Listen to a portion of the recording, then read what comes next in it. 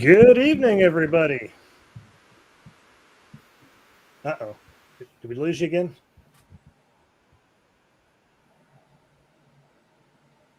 Something's going wrong here. Uh-oh. I'm having technical difficulties. Nico's having technical difficulties. Well, while he's having technical difficulties, welcome everybody back to another live stream of Large Scale Live. Happy to see everybody that's here tonight. Looks like we got quite a few people in the chat tonight. So while I don't know what's going on here. You don't know what's going on. Is your name Sean? I think we have Sean back. I don't know. Can you hear me at all, Nico, or no? Can you see me? Uh-oh. I can hear you, but I have double the sounds. Double the sounds. You have audio going to that second monitor as well? Can you turn the volume down on it? I don't think so. The joys of live streaming, everybody. So, while we're waiting on Nico there, I'll take a look and see who we got in the chat here tonight. I see we got Slag Cat, Chesapeake and Ohio Railroad. Good to see you. I see James Catlin. Good to see you. We have, oh boy, I'm probably going to get that name wrong. Chashu Chung. Thanks for tuning in. We got Joseph Lipinski. Looks like Jerry BWN. Lisa Gates. We got Kenny Kincaid. We got B. Luch. Of course, we got 4-Track that's over there figuring out his technical difficulties. Kyle Kuiper. We got Dan the Man, Manimal 22. We lost Nico. He'll be back in a minute, I'm assuming. I see we got our friend John. I'm going to say your last name wrong. Sinkovich. My friend Cody Reisinger. Let's see who else we got hanging around in here. Canadian Railroads, of course. We got, I believe that's Curly Express, Dwight. Let's see. Canadian Railroads, of course. The Infinity Hobby Channel. And I think I grabbed everybody. Paul Torrey's G-Scale we got in there tonight as well. Always good to see you, Paul. And hey, Stay Loaded. I see we got Stay Loaded. I was kind of worried. I didn't see him pop up in the chat like 5 days ahead of time saying he was ready. And I think I got everybody. If there's someone I missed, just give me a yell in the chat there. But it's good to see all of you here tonight. Well, I guess we'll just keep on rolling here while we're waiting for Nico. So we do, I know on the last show, I had mentioned the dates for the upcoming East Coast large-scale train show. And since then, they have revised their dates. And let me find the image that I have here for it. Let's see. I think this is the revised one. Make sure I get the right thing here. Let's see. I see Nico trying to come back here. Hey, he's back. Hey. Sorry about that. That show's over already. We're ready to wrap up. All right, I'm going. Nope, I just said hello to everybody while we were waiting on you, and I was just talking about the revised dates for the East Coast show. I was getting ready to share that. Awesome. Sorry about that. That's all right. Let's see here.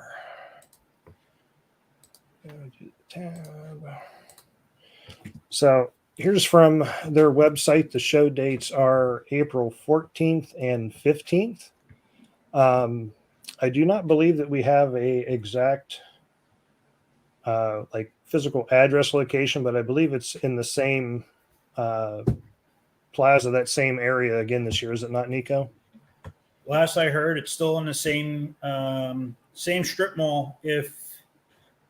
If they get more attendance, so if more people, like more clubs say that they're going to go, and if more vendors go, they have a larger space on the other side of the strip mall.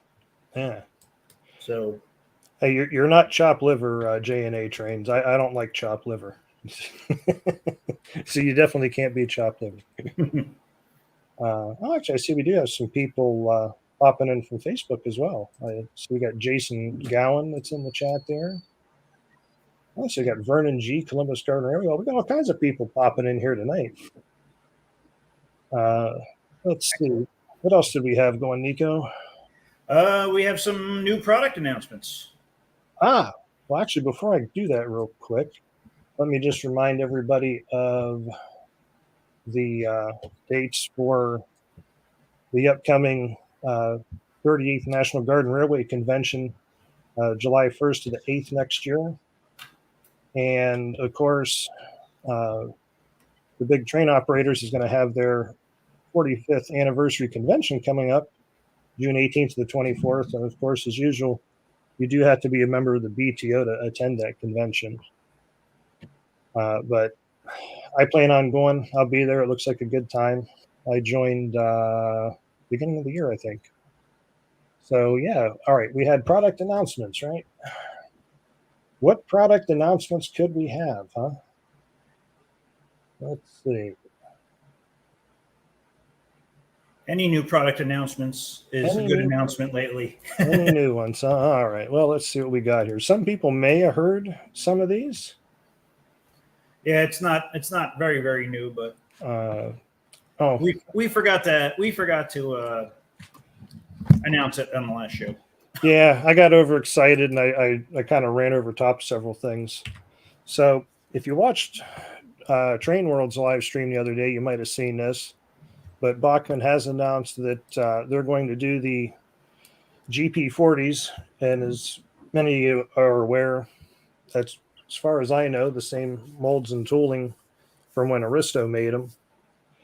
But I think there's a lot of people to be happy to hear about that, because I think they only ever did one run of those when they did them originally when Aristo had them, right, Nico?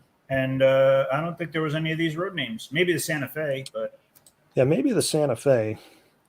I remember when they did them, one of the road names they did was Boston and Maine, which I thought was kind of strange at the time. It was so close to Conroe. It was almost what I needed. And of course, there's no prices listed on these yet, but it says shipping 2023. But as we all know, that's fluctuates. Well, I mean, that chip shortage has really hurt a lot of businesses. Oh, I agree. I believe that's why I'm still waiting on my GP60s, but hopefully I'll be getting them soon. Of course, Bachmann announced they're doing more of the 53-foot Evans cars. Now, these ones will not have the Fred, correct, Nico? That is correct. Somebody listened. Yeah. Now, before everybody gets all excited and you see the price up there, keep in mind that's Bachmann's suggested price, and 99.9% of the time this stuff does not sell for the suggested price. It's usually well below that. Yeah, it's usually like 60 to 70% of that. So you're probably going to be looking. Oh, actually, this is the one without the Fred. So yeah, it's probably in probably about $100 less than that, I would say. That'd be a good guess.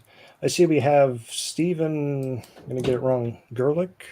He's asking what smoke unit they're putting in it. I would have to guess they're probably reproducing the Aristo one. SD4, yeah, the SD45 smoke unit. That was what the prime mover smoke unit that they did? Yep. Okay. Same gearbox, prime mover gearboxes. They're probably going to update the electronics like they're doing in the Dash 9. Yeah. I will see if I can get some more information on that as. I know when I watched when they were on Train World that the numbers on these, like any of these paint schemes that were released with the ones with the Freds, these are actually different road numbers as well. Yep. For anyone that's wondering.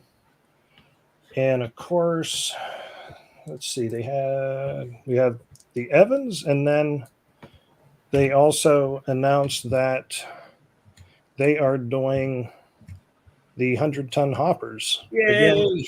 Again, don't get excited about that price there. That's the suggested retail. Yeah. I actually kind of like the Pennsylvania Power and Light Company hoppers they have. Those are kind of nice looking. Yeah, I bought the original ones at the show, East Coast Large Scale Show, and I wish I had bought the whole set.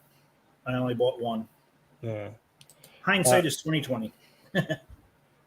No, Heath. No hot dogs, unless you're buying. Let's see. I'm just looking to see if we had anyone else in the chat asking anything. I see Joseph Lipinski would like to see him do the consolidation again. That's actually one I missed out on. I actually do not own one of those. I have. That is going to be a tough one. And I had actually talked to them about that one as well. And their response was, why did they pick the ugliest consolidation out of all of them to do? But there is definitely, without aristo-craft and their Pacific Mikado consolidation, there is no reasonably priced steam engines. No, there truly isn't. I was going to say, I think there was one other thing on here. I know I don't do anything with the G-Scale Thomas stuff, but it looks like they're also releasing 2 new coaches for Toby, it looks like. I'm kind of behind on my Thomas stuff. Toby was what, the square box engine, wasn't it? Correct. So if you're into the Thomas stuff, I got to say they've actually done a pretty good job of producing stuff for Thomas. So, yeah. Well, I mean, it is a big seller for them, and it does help fund. I mean, one, it gets younger kids into trains, and then 2, it does help fund Dash 9s and GP40s, and this is true. All right. Did we have anything else that we needed? And I really, there was a comment about a C16, but I really doubt that would ever happen because the Annie is so close to it.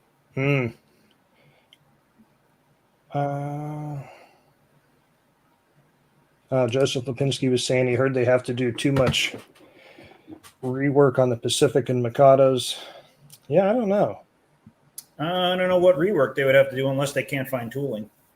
I mean, the last runs of Pacific and Mikados were really, really good. Uh-oh. I see we got Colin Camarillo in the chat there. There goes the neighborhood.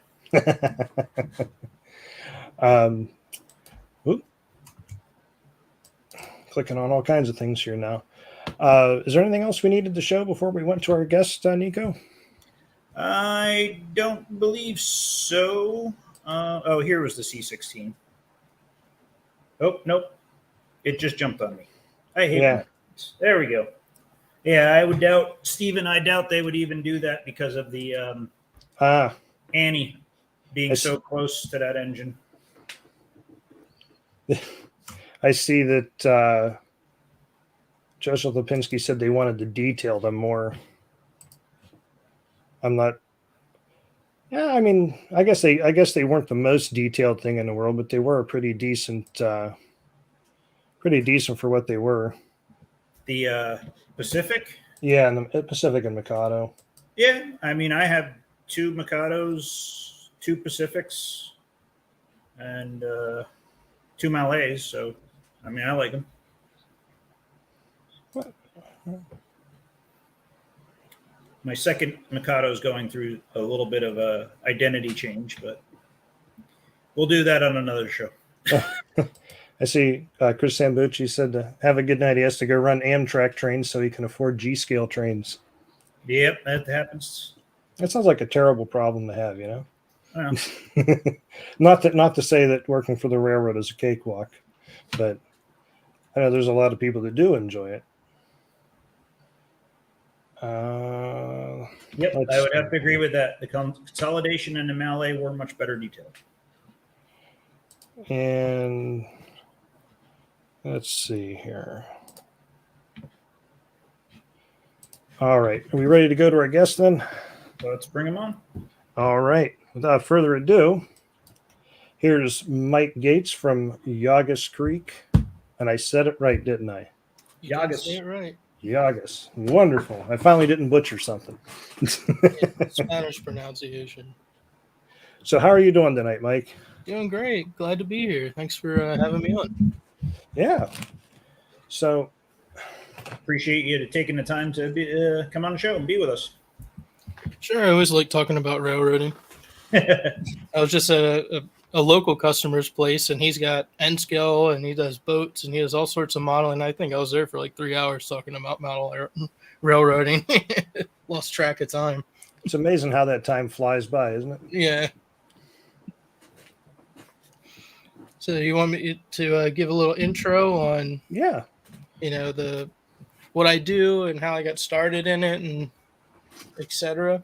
Absolutely. great.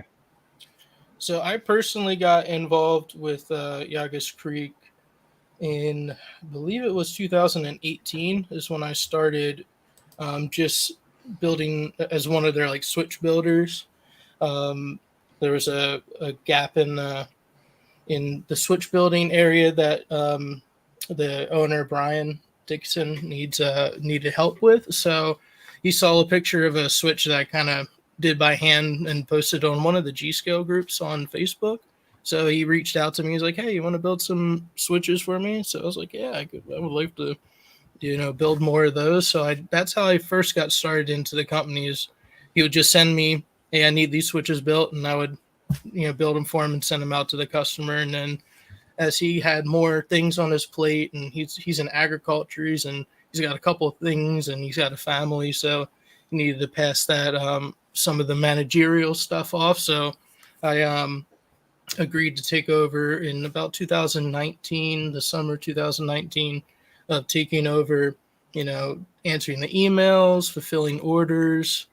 So anything that you get from Llagas Creek, I box up and I send out and ship out. So I'm much more hands-on with all I just call myself a manager since I'm in everything. I'm in customer support. I'm in building track. I'm in building turnouts.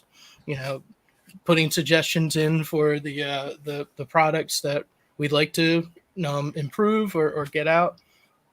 So it's been an escalation and in responsibilities, but it's something that I've really enjoyed to do. It's model railroading, and I get to do it as a side job. And talk to a lot of customers that got really cool layouts, and I have a slideshow of layouts and little pictures and things of a couple select layouts that I'd like to show sometime later on into the show. But it's been a real pleasure being able to work in model railroading in large scale. Sweet. So what got you into G Scale to begin with, personally? Personally, I wanted to have a garden railroad, and it's something that my dad and I have always wanted to put in, but just the locations, didn't work out, and it wasn't enough space at the time.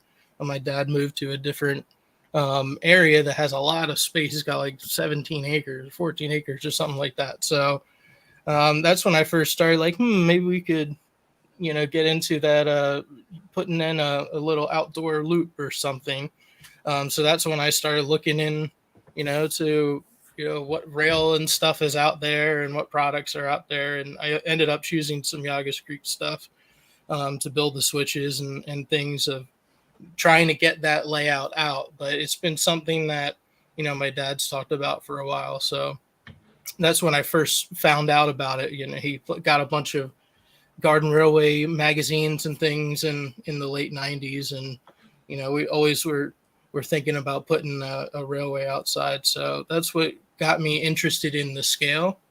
And also because there is the live steam aspect. That's a pretty healthy group of people that do live steam in gauge 1, which is 45 millimeter gauge as well. So it's just 1/32 scale standardized.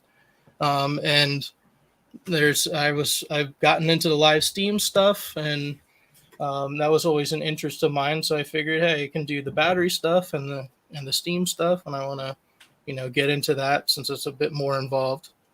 But that's something that got me into the scale. Is just there's a bunch of different possibilities, for power type and scale. Since scale's a little weird in G. But Scale? There's scale in G? Get out of here. It's the scale there's of too many thumb. scales. So I heard you mention live steam. Do you do like coal-fired, butane, a little bit of each? I stick with butane for now, since I'm still a newbie in the live steam, and I find that to be the most forgiving fuel type. Some may argue it's not as safe maybe as another one, like alcohol tends to be very popular, but I find it safe for me because I've messed with alcohol locomotives, and I've overflowed the cups and all that stuff a few times and started a fire here and there. So I always like just being able to turn off the valve on a butane one. So that's what I've been focusing on, getting more comfortable with operating the live steam stuff. You know, butane engines. I do have a Aster C12. I think it's a JNR C12. They made it in 1977, I think, so it's a bit old. One of the first couple engines that Aster made that needs a lot of TLC. So once I get more comfortable with operating the steamers, I'll probably go back to that and strip the paint. It's kind of needs a new paint job and needs a kind of a tear down and rebuild almost. So that will be a project for another time. But it is something that being interested in the live steam has gotten me. You know, I've reached out to a local steam museum here in where I am in northern Delaware, the Marshall Steam Museum, and I'm working with them to install a outdoor, like a 400-foot loop outdoor live steam layout, permanent fixture on there. So that's it's gotten me, the interest in steam has gotten me involved in a bunch of different projects, and that's my latest one. Is that Marshall Steam Museum and Friends of Auburn Heights? Yes.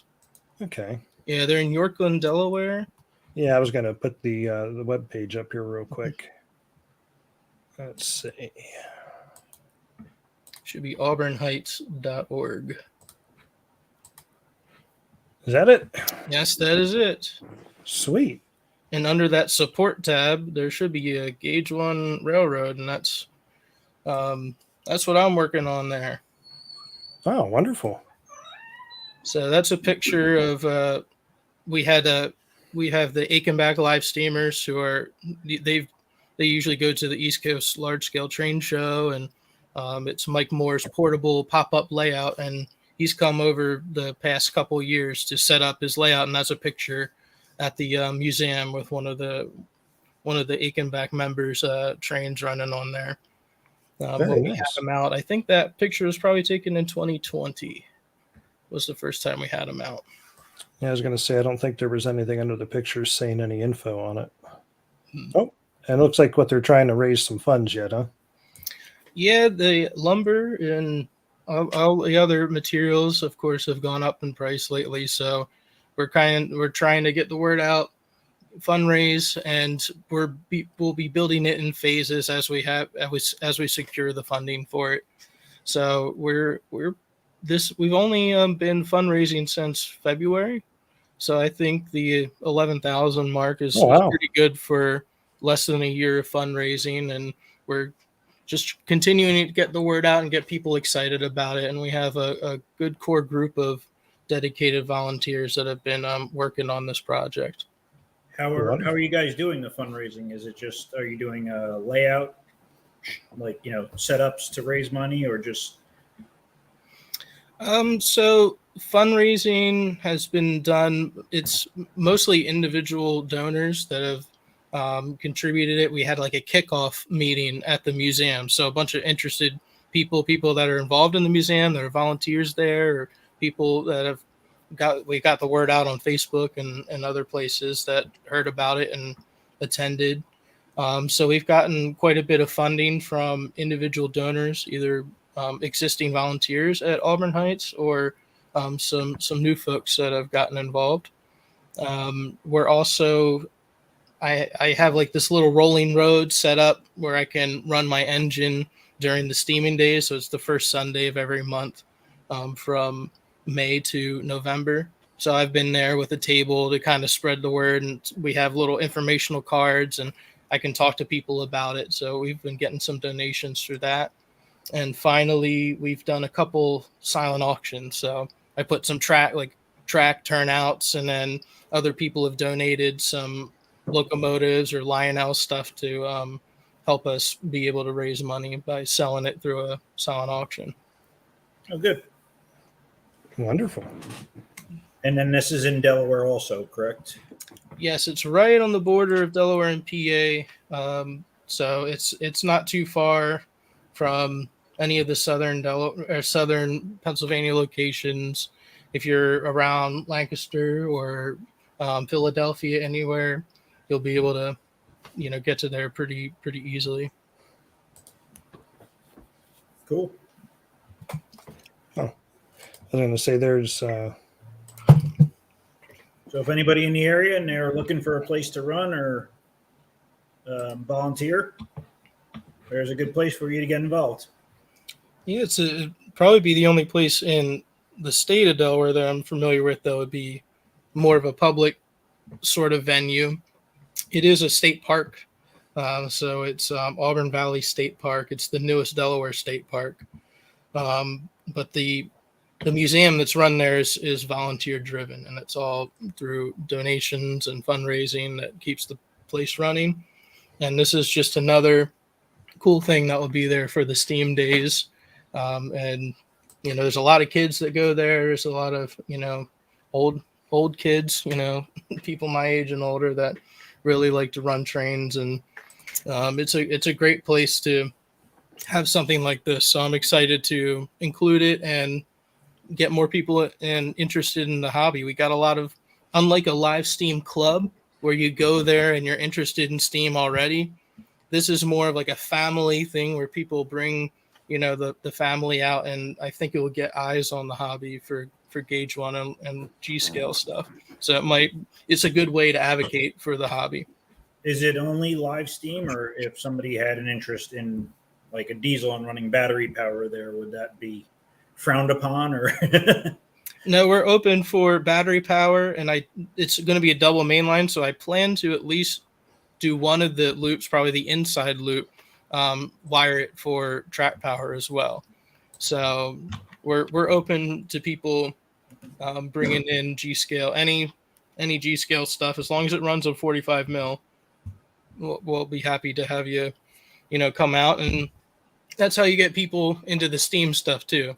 yeah, It's a lot easier. It's a lower barrier to entry to get into the battery and the LGB or Bachmann stuff. But we're planning to have a couple like house engines that you can run and learn if you want to get into the live steam stuff. But if not, you can just go ahead and run electric engines too if you'd like.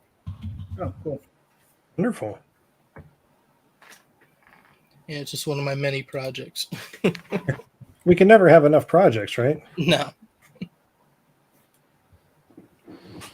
So let's So see. so I guess moving on into what Llagas Creek offers. Is that where you're going, Andrew? Or am I leading that? Okay. Yeah. What do you guys offer as a product to the G scale or 45 millimeter community? So Llagas Creek was started as started in 1987 by Gary Broder out in California near the real Llagas Creek, a little creek that ran by his place. And the original focus and what we still maintain to today is on scale accurate for 3-foot narrow gauge modeling and standard gauge modeling and 45 millimeter gauge. So that will be 1/20.32 for 3-foot narrow gauge, and then 1/32 for standard gauge modeling. So we focus on those two tie sizes for folks that are interested in any of the 3-foot narrow gauge stuff. This would be the most accurate representation for your Denver Rio Grandes and railroads like that. If you're looking for out in Colorado or something, it's nice to have that matching track for your scale model. When you just put something on a track that isn't specifically for that scale, it can sometimes seem off, and we cater to the people that really want to have the most accurate model layout, not just for the equipment, but also the track. So what is the correct, for 132nd, what is the correct height rail? So the popular sizes for that are either code 215 or code 250. So code 215 would model most standard gauge railways, Union Pacific, and we're talking, this is the era would be in the early 1900s, 1920, 1930, around the height of the steam era would be 215 would model most railways in standard gauge railways in the United States. 250 would represent the Pennsylvania Special, the 155 pound per yard that they used. They used a heavier, higher rail and for PRR. So that would be accurate for a standard gauge 132nd if you're doing a lot of Pennsylvania equipment, or you just want a little bit more clearance for flangeways and the flange of your wheels. So that would be more like mainline. What is currently mainline today?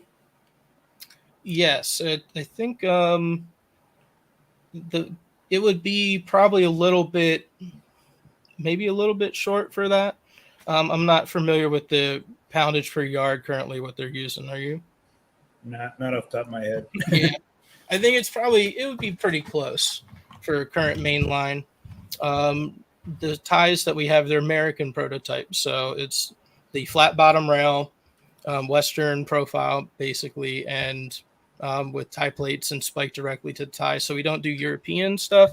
We focus on American prototypes. So that was what was lacking, since you got a lot of the LGB stuff and that has more of the meter gauge European look. We're catering more towards people that are doing American railroads.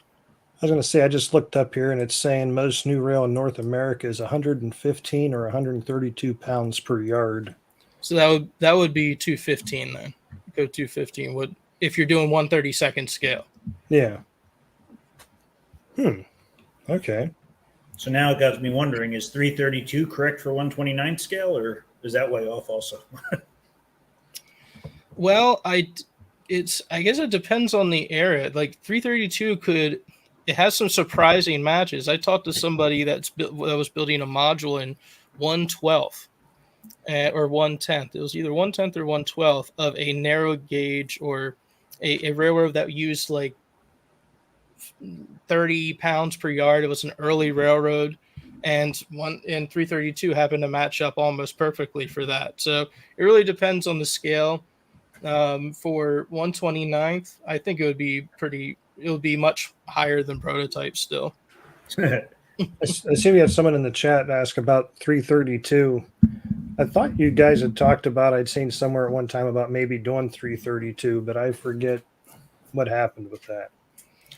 Yeah, to do 332, we'd have to make all new frogs and get new jigs, and it's a lot of prep and getting together a lot of the products to do it. For example, we use cast frogs, so this is white bronze, cast full metal frogs and points as well. There's not too much plastic in here's a close-up. So there's no plastic bit on the point. It tends to hold up to wear a lot, and all you got to do is just insulate the front or the back, depending on if you're doing powered track. And we would have to get all these made in 332, get new jigs made up to accept the wider 332 profile, and get new dies made and extrude the rails. So it's a big undertaking. We're still investigating that basically at this point and seeing if we can get into that, basically to supplement the 332 market with number 8 switches, number 10 switches, 6s, things that maybe you won't find as easily, curve switches, for example, that may be very expensive or hard to find or impossible to find depending on how gradual the switch is. So we're still looking into that. But our main focus is still the scale accurate for 132nd or 120th scale. So since the 332 thing came up, I was just going to ask real quick. My understanding for quite some time was that most things in G would not run on code 250. But when we talked initially, you told me that is not the case, that most things will run on code 250.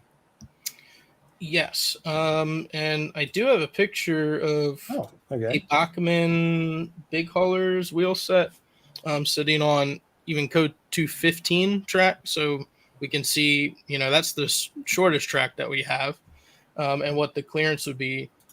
I do have it in that Google Drive that I shared with you, but I guess I could share the screen. Is that the present button? Yep. Yeah, I was going to say I didn't see that picture in there. All right, let me do a share screen. And we'll pick this one. All right, do you see this well? We do now. So this is a picture of, see if I can get in there, the bottom of the wheel still having plenty of clearance for the top of the rail head, the head of the spike, for something like a Bachmann truck. And you said that's 215 or 250? That is 215. So the 250 would be even higher than that. You have more clearance. Oh wow, that ain't bad. So it's not a operational disaster to go with a scale accurate track if you are modeling any of those scales. The downside is it's a bit more fragile than the 332 because you got more bulk on that rail and it's that heavier rail profile. So, people that usually model this tend to model the live steam layouts where they're up on an elevated structure where they're not going to be stepped on or accidentally stepped on too much. But I do find that the nickel silver rail tends to hold up even to a good amount of abuse. Yeah. I like nickel silver and 332. That would go with my stainless steel very well. Yeah. Someone said it's not deer resistant. Yeah, that can be an issue, I guess. So we had a question of where Llagas Creek is located. So it's established in Claysville, PA, which is right below Pittsburgh. That's where the owner lives. And then I'm located out of just north of Wilmington, Delaware. So pretty close to the PA border again. So everything's shipping out of Delaware then? Yes. Okay. And then, I think I clicked on the wrong one. I love to, where is it, that one? Yeah, another 332 stainless steel manufacturer. The nickel silver would match right up with that and work flawlessly. Yeah. Now, you guys sell joiners, and I know Split Jaw sells clamps as well that'll actually convert between those. Right. I have a little example here that we call this a rail blender. So blend the two rails together. And you can see it's got the shorter 215 profile on one side and then the larger 332 on the other side. So it acts basically like a compensated joiner on the real railroads where they matched up different codes and weights of rail. Oh, okay. Oh, good grief. You know what I forgot to do, Nico? What's that? I'm going to take a pause real quick here and just run our sponsor video for Split Jaw because I forgot all about it. Oh, my goodness. Well, wait, let's answer this one question before you do that. What are the ties made from? The ties are made from UV stabilized plastic resin. So they're made here in Baltimore in the U.S. Most of our stuff is all made in Baltimore. I think one of our short nickel silver joiners is the only thing, and the ground throws is the only thing we get from the UK. But everything else is manufactured with our molds and our dies here in the U.S. Oh wow! Made in the USA. Yep. That's even better. All right, go ahead. And now for a commercial break. Yeah, before David calls me up and yells at me. We'll be right back. The following episode of Large Scale Live is brought to you by Split Jaw, makers of quality metal products for the G-scale modeling world. For rail clamps, expansion joints, bridges, and more, Split Jaw Products has you covered. For more information, visit their website at www.railclamp.com. Woo, and we're back. Sorry about that, Mike. It's all good. All right, so Oh, there's another question. You got a lot of questions coming at you, Mike. That's fine. I'll answer any that you guys want to throw at me. I believe he's asking you if you have rail benders for G scale. We don't have rail benders currently. We usually give a couple suggestions for rail benders for people to use. Like Train Lee makes a rail bender that works on 215 and 250 rail that you could use with our track.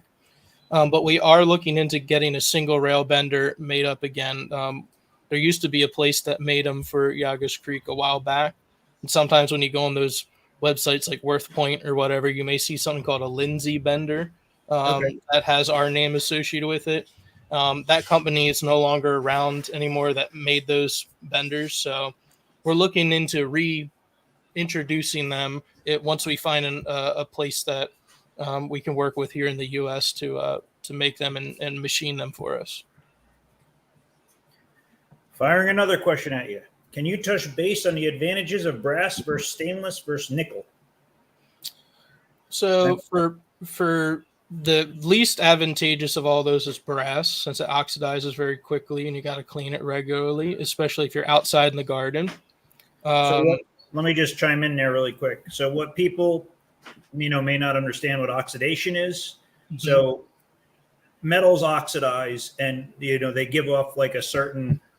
It's corrosion. Rust is actually oxidation. So if you think of a metal pipe rusting, that on the outside is considered oxidation. So the black dirt or grit or whatever you want to, when you wipe your hands down the rails of brass track, that is the oxidation that the brass track is giving off. Unfortunately for brass, that oxidation is not conductive. So when that comes off of the metal, that corrosion, and then you try to run your train across it, if you're doing track power, that's what's going to force, not to have good conductivity and force you to clean your track. And brass creates that layer very quickly, just like aluminum would too, outside in the elements. And that's the disadvantage with brass. It still ends up being the standard. I guess a lot of large-scale track manufacturers still make track in brass. So that can be a bit of a pain outside with, like Nico was saying, with the cleaning and really needing to be on top of it. Basically got to clean it every running session, or some people put a cleaning car that constantly is running just to keep the railheads, getting good conductivity during the whole run session if you're doing it all day. Stainless has a lot. It's probably one of the best materials for allowing conductivity, not having to really clean it, pretty much maintenance free. It just tends to be very hard to bend, hard to work, hard to find too, especially in the codes that we work with. And even in 332, it's kind of hard to find and can be expensive. And with nickel silver, it gives us that it's a good middle ground between brass and stainless. It tends to be a little bit less expensive. The oxidation layer that nickel silver tends to produce is more electrically conductive, so you don't need to clean it as often. You may still need to clean it every couple of months, but I know there's some folks that use a rail like Dale Angel from Toyman TV. He had a video at the beginning of the season, the spring season, where he had a whole winter and snow and all sorts of stuff on top of his track outside, and he put his locomotive down and without cleaning anything, just blowing off the leaves, and it was able to run. So depending on your environment, you may not have to clean it all that often because of that good chemical properties of nickel silver that allows the electric to pass through this oxidation layer that it produces. I do have to say, I do enjoy watching his channel, Toyman Television. Him and his wife do a really good show on YouTube. If you also, there's other manufacturer like LGB right at the end, right before they went out of business, but then were rebranded as Markland. They started producing the brass plated track, which was basically brass covered in nickel. Oh yeah. And I believe that's what Train Lee is still selling today. Yeah, I do believe it's nickel plated brass. Yeah. So, I mean, there's other options as well. I have some of because I have code 332 stainless steel, and I do have some of the Train Lee track, and that's held up pretty well. You just got to remember you can't, be grinding on it with a track grinder or anything like that, because you will go through the plating. Yeah, I think they say not to use like the LGB track cleaning locomotive on it. That can kind of wear it off of there. I got another question here. Are you selling curved track? So as far as I know, you guys just sell lengths, right? And you don't sell sectional track. Yeah, we just call it flex track. So just like in the smaller scales, you just buy straight sections of flex track that can be bent with a rail bender, a double track bender if you're getting the assembled track, or if you buy the components, you can throw them into a single rail bender. So it's a little bit more hands-on than just snapping together some predetermined curve radii. But it gives, just like with flex track and HO or N, it gives you that ability to make really realistic radiuses and curves. So we find that works the best for the people that are using our track, and for what they want to do with the scale accurate stuff, and the snap together preform radiuses tend to not work very well with that. Oh, then you also have more joints, which could be an issue. Yeah, I personally, I prefer to have the longer straight lengths and bend my own. That's just me, though. Yep. That's what I think we were talking about the brass versus nickel, because like all the smaller scales have gone over to nickel rail. Like even HO, when I was growing up, all my Bachmann sets that I got had brass track, and they don't even give you brass track anymore. And it's funny that G scale is still stuck on brass track. Yeah, that was a big complaint. I hear folks that had layouts in the 70s, 80s, I guess even into the 90s, are like, it was a pain to clean the track and keep everything running right. And I thought it was me when I was younger, always having conductivity issues. And then I went and talked to somebody at a show, and they had all the nickel silver track, and they're like, no, you're going to have that problem with the brass. And then I get into G scale and I get a bunch of brass track again. Yeah, that's the same thing that happened with me. I got out of HO and I'm like, wait, brass? Like, what's this? I thought we got away from this. I don't know if it's tradition or manufacturing pipelines or what the deal is with keeping brass around. Oh, here's a question. I think you might have covered this, but since Ted just tuned in, Ted was asking if the turnout frogs are electrically insulated. They can be. For instance, if you go to our website and you're looking to purchase a turnout, there's a bunch of options in there, and one of them is insulation.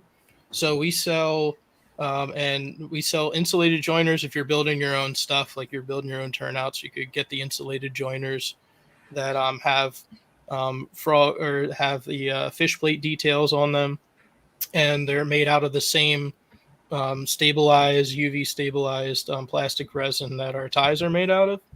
So it allows you to have a electrical isolation there. And I believe on this track, this is one of our detailed switches. I'm not sure if I can get a good, we'll see if we can get in there. So if you could see in the frog here, these are plastic joiners. Oh, so, okay. And on the top, there's a little line of plastic there that sticks up that separates the two pieces of rail. Yep. So you can do this. This is a fully insulated frog. So both the top and the bottom of the frog are insulated. So you could leave this dead. And if your pickups have two different pickups on your locomotive, it's not just like one of those flying gooses that only have the pickup on the front truck. It would stall on that. You would have to do a frog juicer, sort of like the smaller scales use, to switch the polarity depending on which way the train's coming from. for really small pickup locomotives, but most people just leave them dead because you can navigate that gap without losing electric to your engine if you got pickups on multiple wheels. Yeah. As long as you're not running egg liners, you're okay. Yes. Well, no. If you're running multiples of them, you can just plug the MU cable in between them and spread the pickup out. All right. There you go. Now we know that Andrew has multiple egg liners. There's 4 of them sitting back there. I don't claim ownership, though. Those belong to my wife. Sure they do. Actually, I was going to say I've had it scrolling at the bottom. We're going to do a giveaway here in a little bit, but did you want to mention what you're going to be giving away tonight, Mike?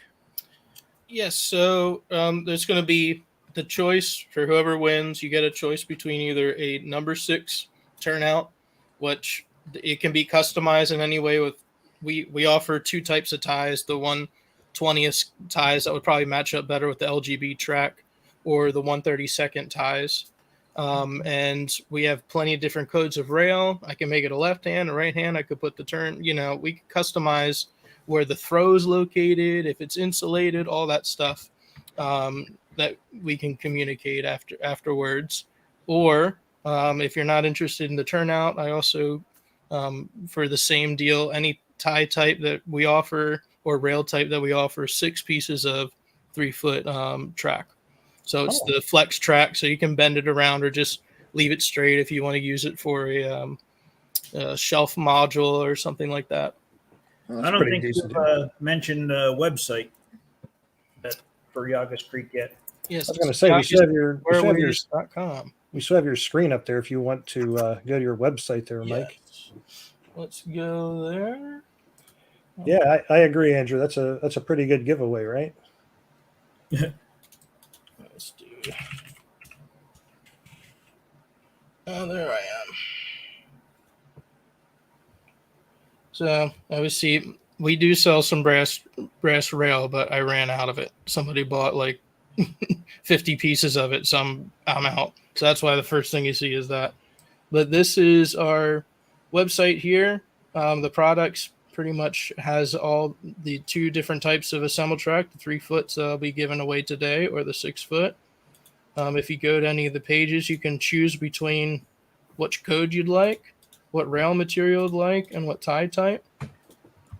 We have some accessories and little detail parts, like if you're building your own switches and want some point slide braces, or you're doing a narrow gauge layout and you want some Pettibone Mullican switch stands, they can come in kits or pre-assembled for you. I'll solder them together for you if you'd like. Tie plates, if you're laying, again, 3-foot narrow gauge rail, I got some detailed tie plates. So a lot of things in here for the discerning modeler, as well as my range of turnouts here, which once you go to the page, you can pick between materials. The brass isn't here because I'm out of stock of the brass, obviously. But you can go to and pick aluminum or nickel silver at the moment. And I got all sorts of different options for being able to customize your turnout depending on the design of your layout. So, wow, you got number 10s. Yes, we go up to number 10. And as far as curved, the standard offerings are curved. And I can always do a custom thing for if you have a really specific radii. But we tend to do 3-foot, 4-foot, and then the rest of them, the next 4, just jump 2 feet. So the inside would be 4-foot radius. The outside would be a 6-foot, 6-8, 8-10, and 10-12. The 10-12 tends to be almost 60 inches long. So that's quite a big one. Dang. I put your website up there on the bottom. Oop, I added an extra slash. You don't need that other backslash. That's a /. Get it right, Nico. Whatever. Computer guys. I have to say the pricing on the switches is pretty reasonable from what I'm looking at here, Mike. There, I fixed it. Yeah, thank you. Appreciate that. It's all handmade. I make them to order. I spike every spike down, cinch every spike down. So it is a bespoke item, which allows us to be as customizable as we'd like. putting the throw on the tangent side is no big deal. The standard position tends to be the divergent side, since it makes it nice to pack into the packages. It takes up a little less room, and that tends to be where people want it anyway. But I can put it wherever you want. If you want a motor on there, I could put a motor on there. So we try to be as customer friendly as possible with customizing the switch right on this page. And you can always send us an email too to discuss options. Can the customer switch that switch stand side, or is that built to order? Like they can't switch it once it's made? Oh, once it's made, you mean? Yeah, once I put the head block ties in where the machine would go or the ground throw would go, it's cinched down. And once I'll go over, we'll have a little demo of assembling track a little bit later, and you can see what I mean by cinching it down. Basically, the ties or the spikes go through the tie here, and once they're poking through, I hammer them down so it cinches the rail nice and tight down to the tie. So you'd have to get in there with the screwdriver and kind of undo the spikes and poke them back out to be able to flip the direction of the head blocks around. Okay. Let's see. Oh, what do we got there? These look great. Yeah, I have to admit, I'm really tempted to try some Code 250 on my stuff now. Well, they also make, I don't know, you guys make that, you just showed that before, but also people that like the split jaw clamp, they make at least they used to. I shouldn't say that now, but they used to make one that you could adapt code 332 to code 250 or code 215. So you could use, yeah, they still have that. Okay, yeah, so you could use two different codes. So like you could use one of these really nice switches on your layout if you have all 332. Yeah, that ain't bad. We had a question from Philip Williams, and I wasn't quite sure I understood it, but I'll throw it up there. Maybe you or Mike follow the question. I didn't get any response back when I asked him to clarify on it, but who makes G-scale tie track? Yeah, I'm not sure. I wasn't quite following. Hopefully Philip will if we can get some clarification, that'll be good. Clarify on that one. I got the who makes G-scale on tie track, but that content I'm trying to decipher. Yeah. Throw that back up in there, Philip. Maybe give us a little bit more info on what you're asking there. We'll come back to you. I like that comment. I bet these are like potato chips. You can't just have one.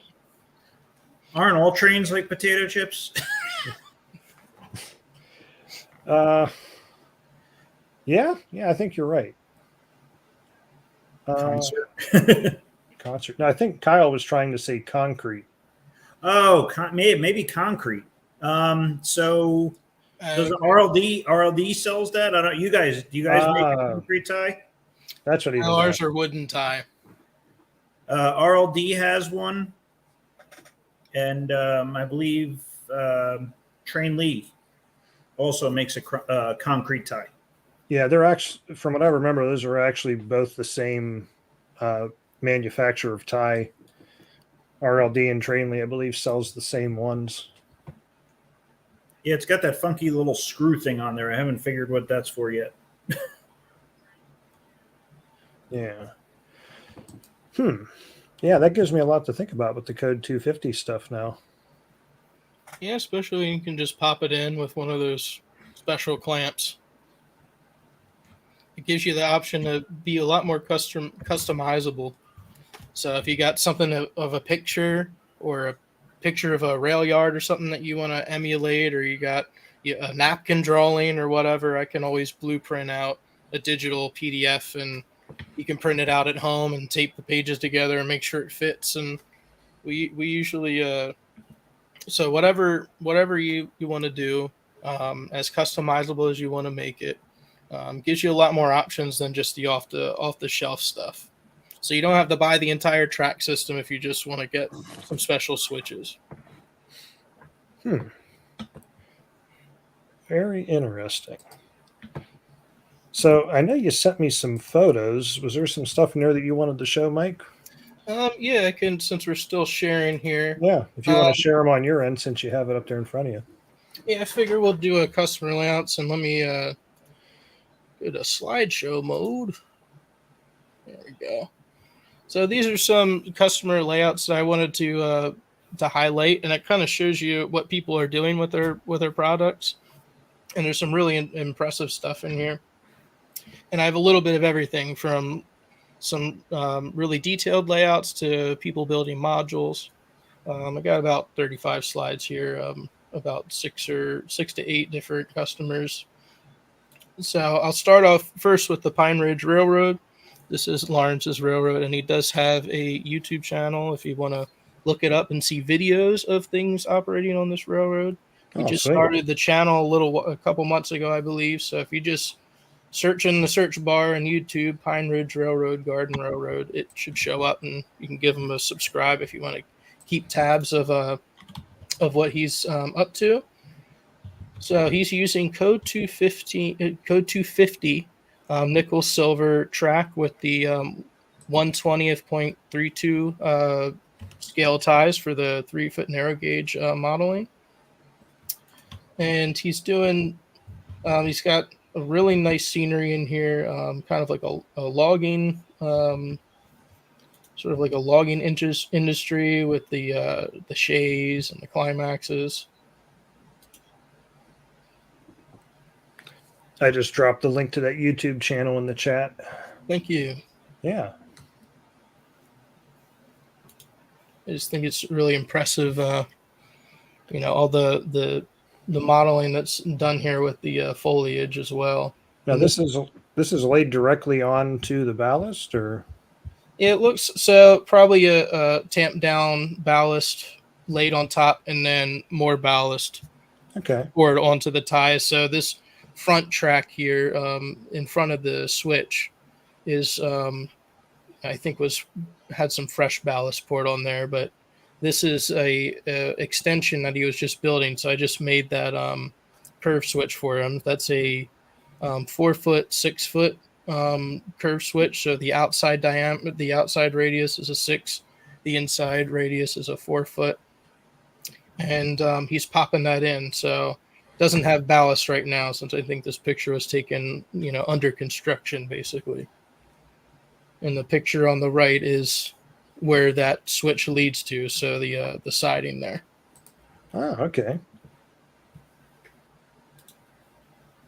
And here's a picture of him putting in a switch and putting in a siding. So the track with the tape down is where the single track used to be. So he's popping in this, I believe this is a number 6, fully insulated on both sides. He's doing track power.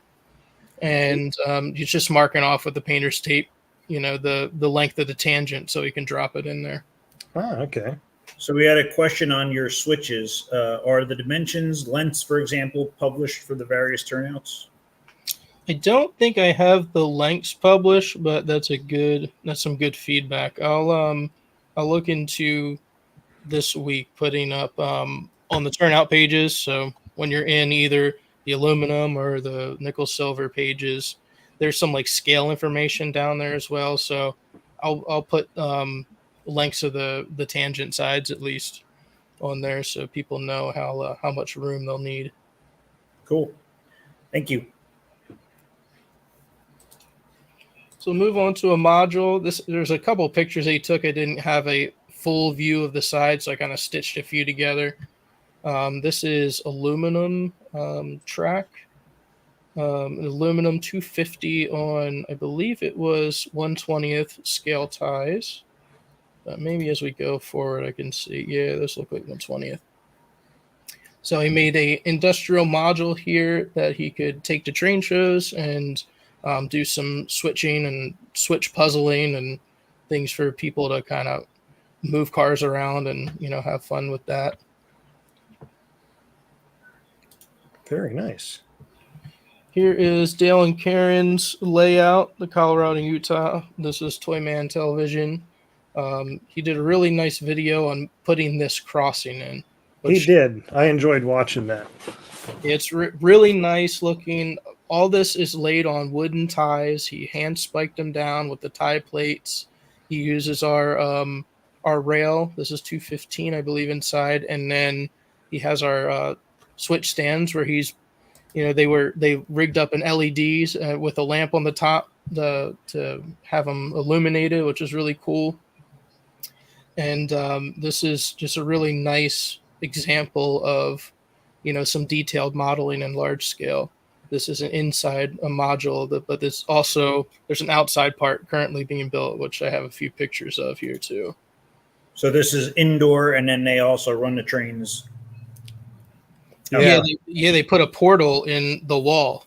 So this is in their garage, and then their portal in the wall, I think it was in the bathroom of the garage. It's kind of up on an elevated layout that kind of goes around near the ceiling, and then you can open up the porthole, and then the trains can run outside. See, I like the way that they say it, though. Instead of the garage, it's Garage Mahal. It gives it that that upper level feel to it. I remember he had to rip out a lot of the stuff that was outside. He had some issues with some heaving and warping and stuff. He had to redo all that. Yeah, I think it was originally cantilevered off of a post fence. Yes. So it didn't. He rebuilt it though to be more like bench work with legs on the front and the back, so it's a lot more stable and isn't warping a lot. And from the videos that he's shown this year, it looks like it's going to hold up really well. So that was that picture there. Hold on. Oh, I think you might have had a picture of it there. Yeah, I do. But I just wanted to. This picture here is just showing his hand spiking on the wooden ties with the tie plates. That's a lot of work. It is. Yeah, it definitely pays off. I mean, it looks really nice. I did a couple bridges that are all hand spiked. It's a commitment. Oh yeah. And the whole time I was going, why am I doing this? Why am I? It's the end result. It's all that work for how nice it's going to look. Here's the new bench work with the front and back legs. This is in the beginning of the spring, building up the bench work to go towards that portal that's eventually going to be punched in the wall, which I should have a picture of too. Yeah, here's the portal in the wall with some detail there with the bridge or with a tunnel portal. And here's where a future trestle will go. Sweet. Right now it's just floating. I see we had a question from Raymond Abbott asking, let's see, plastic. Would you ever consider plastic rail? I'd probably only use plastic rail if it was like a display that I'm not running trains on. I think you still want to go with metal rail if you're running battery. You can go with a less expensive material like aluminum, and it's a lot easier to bend. It's a fraction of the cost of the more expensive metals, even brass or nickel silver, especially stainless. If you want to do battery powered stuff, if that's why you're talking about plastic rail for running on the layout. Yeah, I think that's what he's asking. Yeah, there was somebody else that had brought up that aristo-craft. Oh, it was the same. It was Andrew also. That nope, that wasn't it. There was somebody that mentioned that aristo-craft was going to do plastic rail. I had never heard that before, but I think Train Lee sells 332 plastic. Yep, they did have plans of doing that. I mean, I remember Lewis talking about it at the East Coast show that they were going to make plastic rail. Yeah, if it's the type of like snap track sort of rail where it's all molded as one piece, we wouldn't jump into that. Just the barrier to entry to getting to any new plastic molds is like $20,000, so per mold. So it's very expensive to make the inexpensive track. And the plastic prices aren't going down. We wanted to reintroduce the quote unquote G scale tie size, which is this tie size. But I need 18 of these to make a 6-foot section of track. And the price we were quoted was going to make it the most expensive track that we would sell. More expensive than the standard gauge. So I'll show you the tie strips themselves to give you a comparison of tie size. So this is 3-foot narrow gauge scale, so 1/20th basically, 1/20th 0.3. Can we put them back in the middle there, Andrew? Sure thing. I'll just drop that out of there for the minute. Yep, there you go. So this is 1/20th 0.32, if we want to be very exact. And this is 1/32. So next to each other, you can tell how big they are, how the difference in scale is. If you take a good enough picture with this, and we've had a few comments on our Facebook posts and stuff, thinking that it was like an HO train when we took a really close up picture of it, because it looks, so correct with the scale. It's something that typically with standard gauge stuff you'd only see in HO or some of the smaller gauges, but having this correctly scaled ties and rail really does make a difference for having it look pretty realistic. And this is the quote unquote G type tie that we sold, and I believe this is probably about a 1/24th scale tie if we're putting a scale to it. So that's the difference between the standard gauge, and this is how it would compare to the 3-foot narrow gauge ties. So it's an in-between thing. And as much as we'd like to bring this back, it's just the price of the plastic and having these the mold fix and all that's been kind of a barrier to entry at the moment. But it is something that we're still looking into and wanting to bring back when the time's right. So there's a question there. What do you use for spikes? For spikes, we use spikes that we have made specifically for us. I'm not sure I'm going to be able to get a great picture of this for you guys, but they're very small nickel silver spikes. So they're made out of nickel silver wire with the head bent down and a little point on the underside. So they're like a little tiny nail. That's pretty accurate for the 3-foot narrow gauge stuff for scale accuracy. But I still use these on the 1/32 stuff too, because I want it to be strong when I'm building the turnouts. So even if the spike's a little tiny bit big for the scale, I'd rather have the security of using the thicker spike with the larger head on it. Okay. There's another question here about rail clamps. Oh, nope. It jumped on me again. You got to be quicker, Nico. Got to be quicker. Yeah. I'm not great at this. There we go. This one. So it says, do your code 250 to code 332 rail blenders use code 332 rail clamps? The conversion between the two, yours are like a slide-on joiner, right? Yeah, you can use a slide-on joiner or a 332 clamp on one side and a 250 clamp on the other side. Okay. But if you get the compensated clamp, you wouldn't need this piece.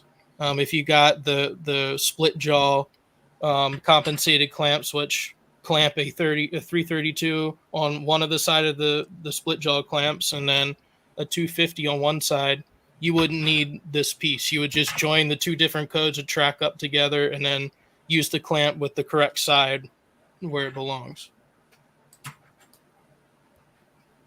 Okay. I was going to say, did you have some more pictures you wanted to go through there still, Mike? Yeah, I got a few more pics here in the customer layout, so we can just jump through pretty quick. All right, because I know we were going to take a look at hand laying some track too. Yeah. That's what I was really kind of curious to see, but I'd like to see the pictures as well as we go through here. Let's see. Can we get that back? Oh, Yeah. There we go. Here's another 3-foot narrow gauge prototype. Ridgeway Grand Scenic Railroad. Has a lot of trestle work, hand laid stuff like you were talking about, Nico, the hand laying the track on all these trestles, as well as a bunch of custom track and turnouts that I've made for him. Nice gradual bends and some interesting track work to specifically fit his scenery. And this is all modeled rock and scenery and foliage. So Wow. really, really nice layout that he's been working on for a while with his wife. And then they just, they're having their first open house actually in a week, I believe, or this coming Saturday. So it's nice to see that he's being able to run stuff on it now, a complete loop. Here's an indoor logging layout by Michael.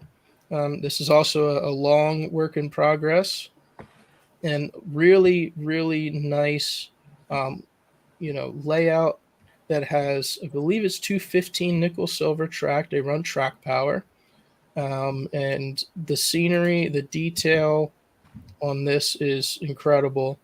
He does a lot of interior design too, so buildings and scale accurate chairs and tools and little things are in there as well. I got a picture or two of those. This is a curved turnout or curved crossing that I made for him that he was able to pop down. He uses like a white cedar or pine tie.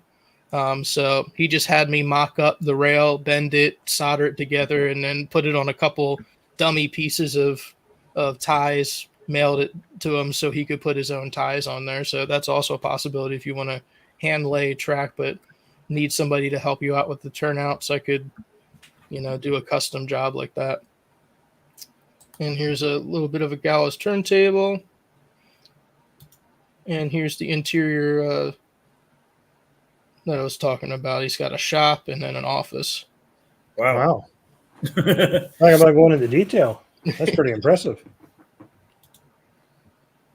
Here's a quick 2 pictures of a module that somebody just recently built in 1/20th.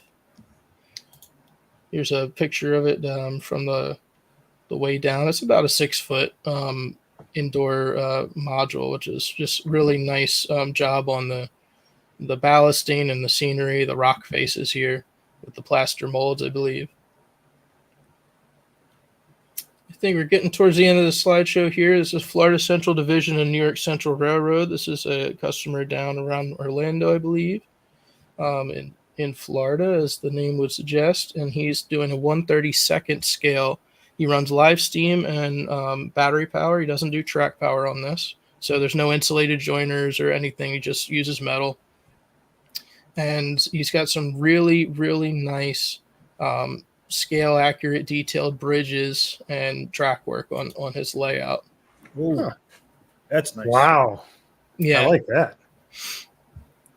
So Does that function or is it static? it does function. It can there was original plans, I believe. He said he was thinking about motorizing it, but you just by hand you can lift it up and down. Wow.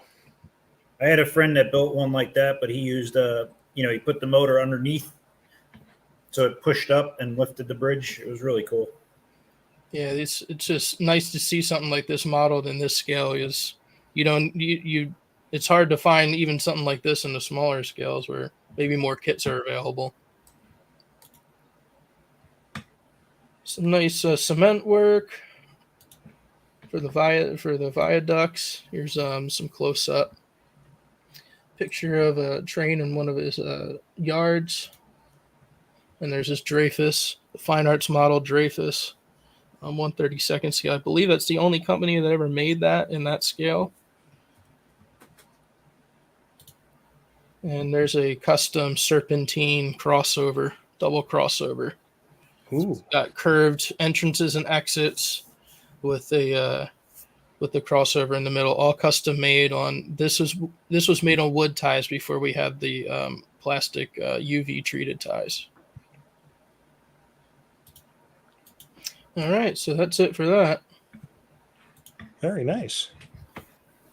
Do you want to get into the track laying? Yeah. Unless there's something else you want to talk about first, Mike. No, yeah, we can jump into the track lane. I got a little side cam here that I can change which camera I'm using, I believe. And we'll go to this. Is that showing up all right? My little wood board here. Yep. All right. So I figured I would give a little demonstration on laying some track. Well, just a simple piece of straight track here.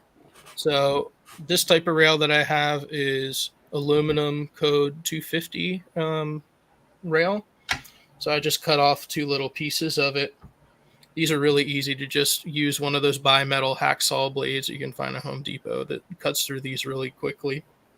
And then you can true up the ends on a belt sander or a disc sander, bench grinder. I got 2 different types of ties here. So the 2 types that we currently offer. So our larger 1/20th stuff. And I got some shorter and smaller 1/32 ties. So I figure I will demonstrate our larger ties. They're a little bit easier to hand spike onto. And typically what I would do is just pile up a couple of these in a row so we can balance the rail on top of them. They don't have to be correctly spaced at the moment. And I should have one more here, but we might just use the 3 for now. So if you do happen to have some tie strip material like this, you could always put a little bit of tie strip to help you gauge it out. And, that'll be the easiest method. So if you are hand laying, you might want to grab just a few tie strips that already have the gauge locked in for you. And you can easily cut these off. They're the flex, so they have a little join that staggers that goes to the opposite side each tie, so that it can bend either which way. And you can easily just cut off one of those things to use it as a little template. You could also use something like a 3-point gauge that we have.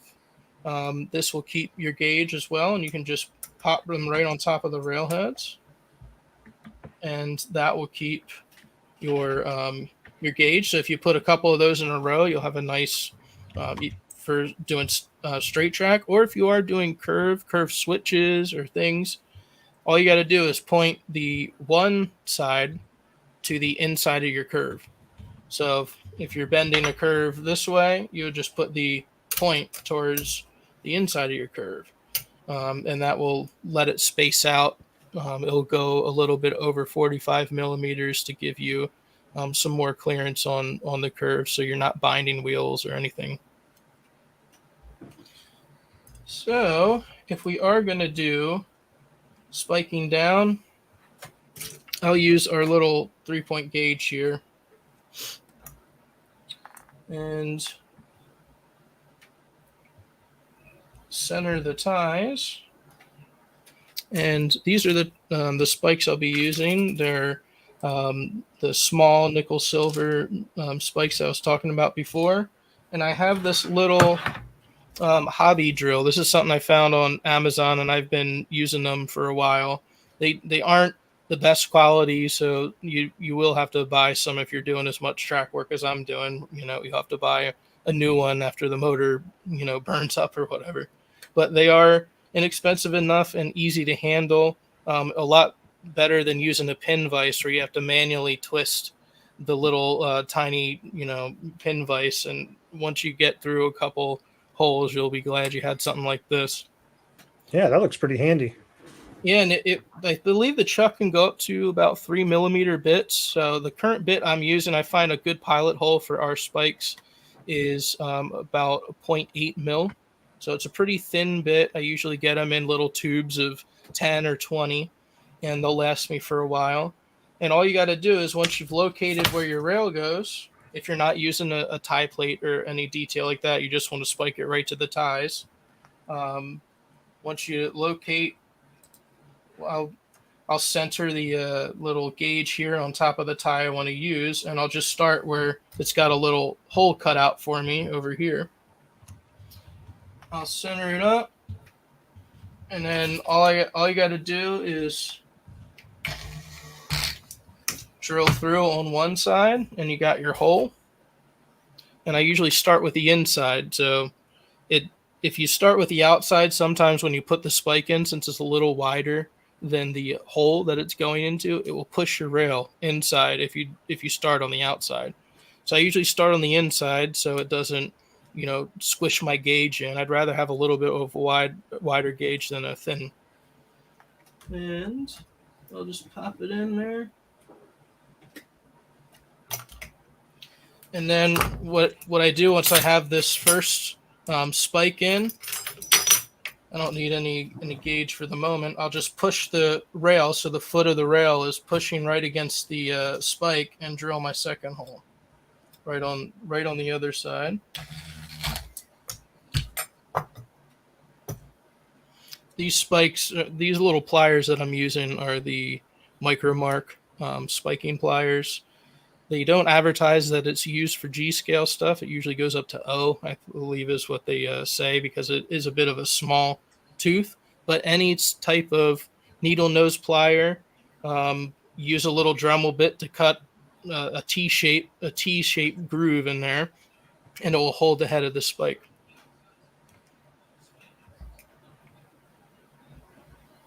That's what I used when I did mine. I just used needle nose. Yeah, needle nose works fine.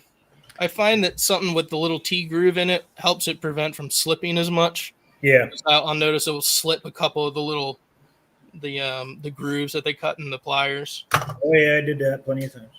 Now, when you're hand spiking that, do you ever have to go around periodically and push spikes back in at all, or do they seem to stay in fairly well?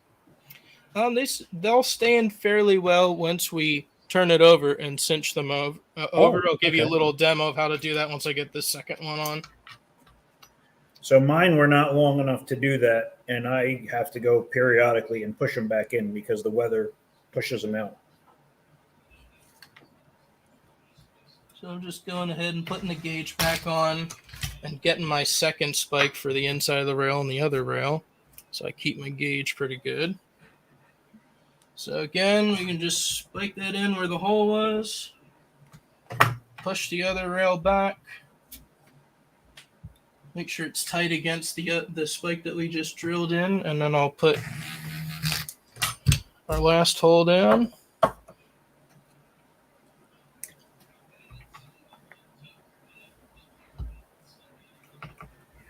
It's not a quick process. So what I'm talking about with cinching the spikes down, I'll get this popped off the wood. And you can see they kind of move around a bit. But the spikes, see if I can get a good shot of it. You can see them sticking up there. Yeah. Yeah. So what I do is I take this little specialized jig that's just made out of some angle iron. And I just use some washers on the inside with a bolt. Just drilled a hole through 2 pieces of angle iron. And that gives me a little tool that has a gap in it and allows the railhead to stick down in there and not get damaged. And you just pop your piece of rail right onto there. And I'll mute for this because it's going to be some hammering so you guys don't hear really loud banging. And I'll show you how I can just cinch the spikes down pretty easily in a couple seconds. Okay.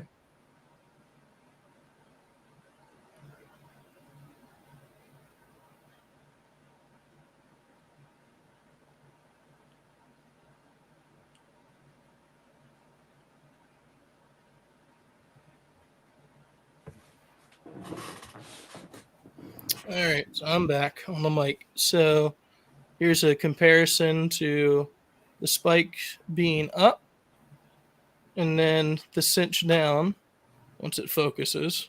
Oh, okay. The cinch down part. So that's what I was talking about originally with moving the head block ties to the opposite side if you wanted to ever switch that. Well, you'd have to get something in here and uncinch, this and poke the rails out because this gives you a nice, firm firm connection. You don't have to worry about it popping up over the seasons. If you live in a temperate climate that has a lot of season change and temperature differentials and moisture problems, then you will have those spikes just pop up if they aren't cinched down to keep them from rising. You have a question there on the length of the medium and large spikes from my friend Nick. So these large spikes right here, the ones that I'm using under the railhead is a 1/2 inch. So you get a 1/2 inch. These large ties that we have are about 0.3 inches. So you get about 0.2 inches of spike that will spike through, depending on how thick your the rail is and how thick the foot is. So if you're using a 332 rail and using our spikes, you might have a little less pop through on a tie this thick. But that tends to be the general one that we would suggest. And the medium ones that we sell are the micro-engineering medium. So if you're familiar with the micro-engineering product, it's the same. That's what I used on my bridge, was the micro engineering, the black ones. Yes. And those are regular steel. They aren't stainless. So, which can be beneficial outside if you're using wood. But we're using plastic ties here, so we're not looking for it to rust in and stay in place. We're just going to cinch them under the underside, and we won't have to worry about the spikes. And nickel silver is a little bit softer than steel, so it's a bit easier to do the cinching part. Okay. Hope that answered your question, Nick. All right. I did want to show, if you want to get into a little bit more detail, sort of like one of the modules I showed that has tie plates. Here is a tie plate for 1/120th scale. So this is molded for our tie, and it's the same sort of molded. Let me see if I can get a good picture of that. It doesn't like to focus very well. It's basically the same. It's brown on brown too. It's hard to see. Yeah, it's hard to see. But you can use these tie plates to put under the rail and give it a little bit more detail, and they can be painted and they're UV treated if you want to leave them bare outside. And all you got to do is once you get your gauge in, instead of just spiking it down to the rail, you'll have 4 built in, just like a real tie. I'm trying to show the holes. Yeah, it can be My tough other sometimes. webcam's better at showing the holes. So let me switch over to that.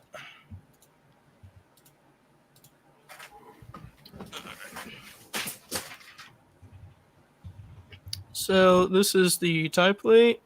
It's got the 4 holes on there, and you can choose to just use 2, like a lot of the time it was used, or you can spike in all of them if you'd like a little bit more work. And you can use that when you're spiking down the track, and it's the same thing. Just flip it over when you're done and hammer it down.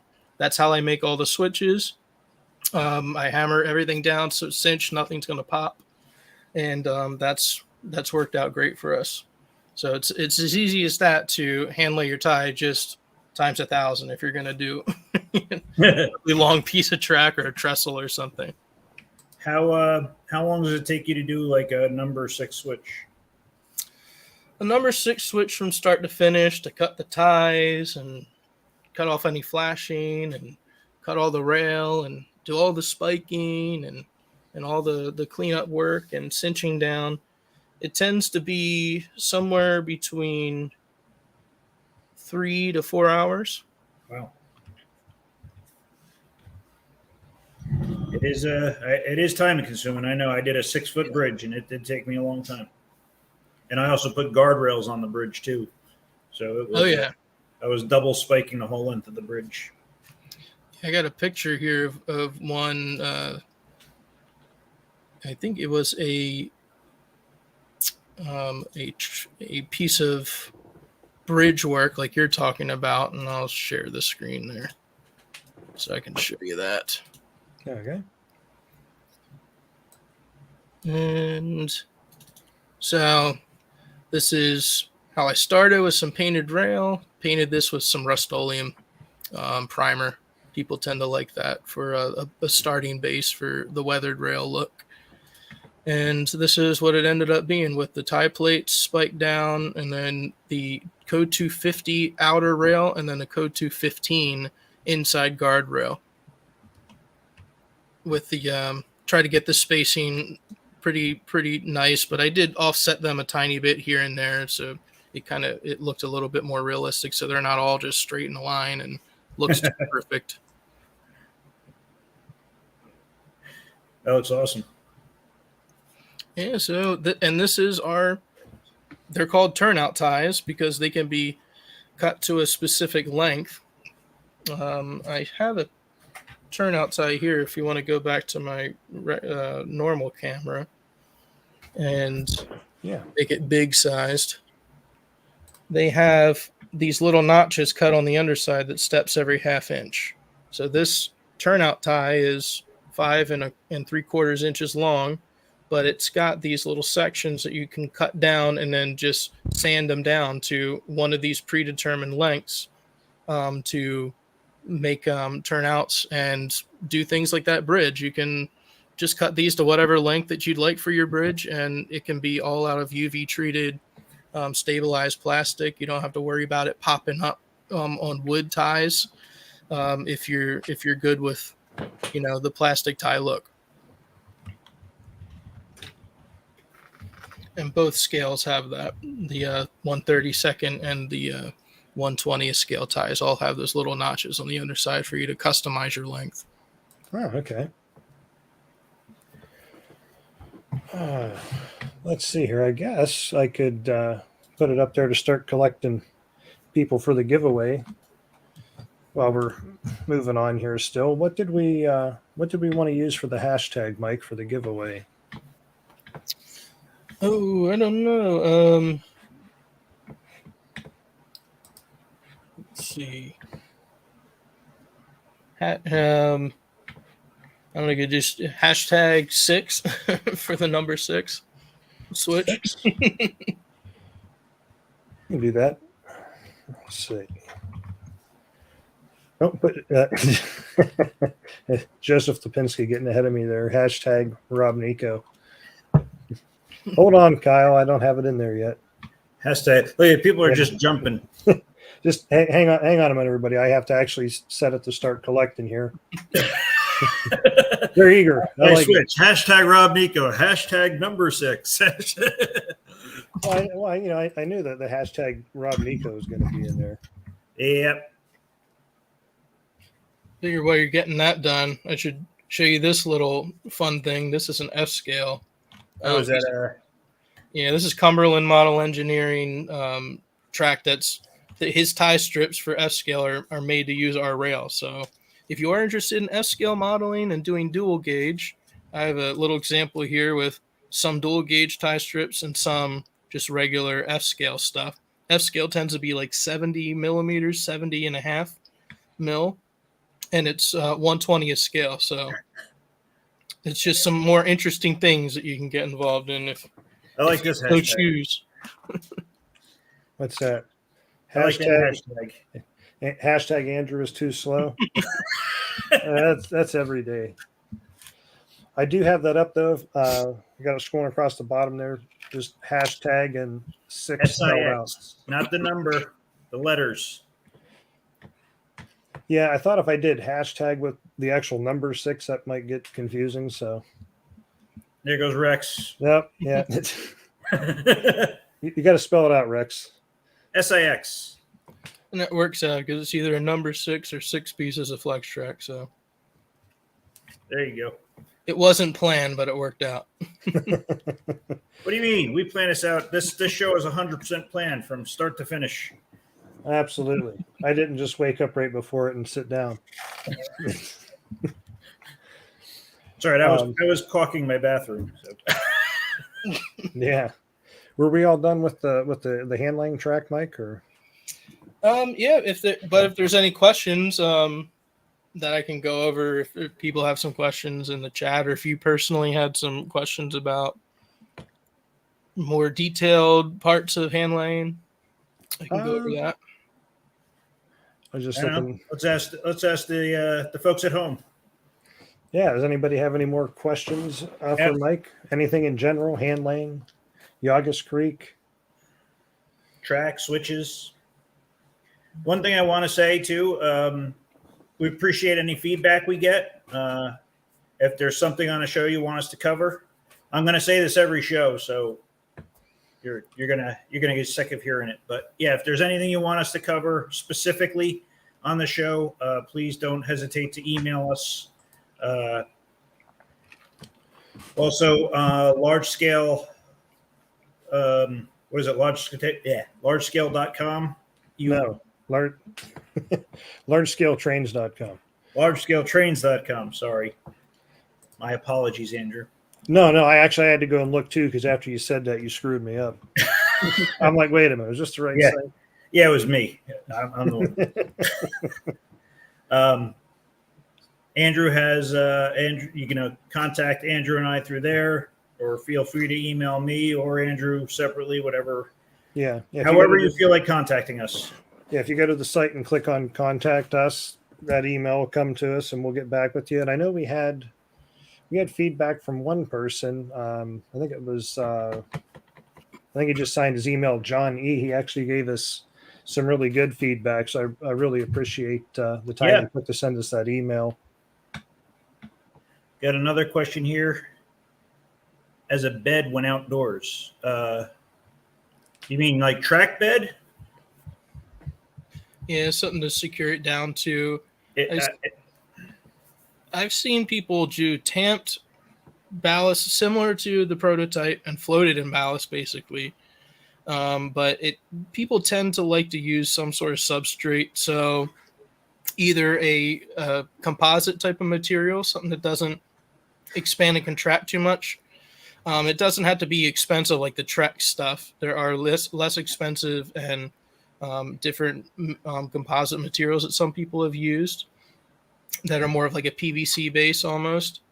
And then I have seen people just use pressure treated for a base if you just want to go standard with it. And that tends to reduce the amount of shifting of your track if you live in an area that has a lot of temperature changes and season changes. It's not very of a stable environment and goes through those yearly changes. Securing it down to a base like that would help. So I've seen people screw directly to concrete or masonry blocks, but what people tend to use is some sort of wood or a composite material. Got another question here. What's your favorite locomotive? My favorite locomotive. Don't say the EMD BL2. No, I'm a steam guy. I'm a Pennsylvania Railroad guy. So of course, I like the K4. But if I'm looking for looks and style, I tend to like the I1s, the I1 SAs, with that dual air tanks on the front pilot, and it just looks, it looks a bit. It's like a nice freight locomotive style. I tend to like the freight stuff over the passenger trains when I like to model and put together a train. So something that's a little beastly looking, or looks like it's out there to do some work. Got another question. If it's possible, putting the motor ties long enough so that you can put them on each side. I guess he's talking about the switch stands. Yeah, the head block ties. So the head blocks I can't make with just a single piece. So for instance, this is as long as it is. That's how long it is when it's molded, 5 3/4 inches long. But what I could do is basically join two of these together to make a double long size, and then center it where the switch stand would go. So that is a custom request that I would be able to accommodate and put switch stand or a motor, or leave it blank if you want to put your own motors on if you have a bunch at home. I can just put the throw bar attached to the points so it's spaced out right, and you can just pop a motor down at home. And I could make it long if you'd like. So it's just one of the many custom requests that you could make. Somebody else is asking. Oh, Nick is asking, are the caps necessary for the 6? So all caps for the hashtag? Oh, no. Uppercase, lowercase, it doesn't matter. As long as it says 6, Nick. Yeah. Hashtag 6, no spaces. Yes. I happen to look at my separate window open for YouTube, and it looks like the chat's like randomly catching up. I'm like, what the heck's all this stuff in the chat? People chatting. Yeah, a lot of people in there tonight. I mean, looks like I got about like 12 people over on Facebook and another 45-ish or so on YouTube right now. So are you going to be at any shows, Mike, coming up? Do you guys do any shows? We typically don't table a show around here, but I will be at Cabin Fever in association with the museum project. So I won't be there with a Llagas Creek table, but I'll probably be around in the Gauge 1 room where they do the live steam portable layout that gets popped up there, the Aikenback guys. Okay. And I should be around there, promoting the project with the museum. But you can feel free to stop by and talk about the Llagas stuff if you are around and see me there. That's something I need to go to eventually, is Cabin Fever. I've never gone to that. It is definitely cool. When is that coming up? Should be in January. Yeah, I was going to say January. Typically mid-January is like right in the middle. Yeah, and it usually snows just to make it more interesting. Yes. Oh, come on. Who doesn't like snow? Me, that's why I moved south. At one time, I thought about moving down that way. Now I just don't feel like moving at all.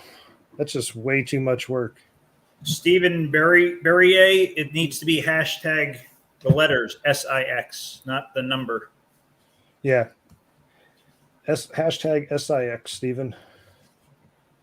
I'm doing a show next weekend on Sunday at the Lee Hall Depot in Virginia down here, but it's a small all scale show. So if you're in the southeastern Virginia area, down by Fort Eustis, come by and check us out. Fort Eustis? Yeah. And that's this weekend coming up. Yep. Where is Cabin Fever held? It's held in Pennsylvania at what was that? Lebanon, PA, Lebanon Expo Center. Yep, there you go.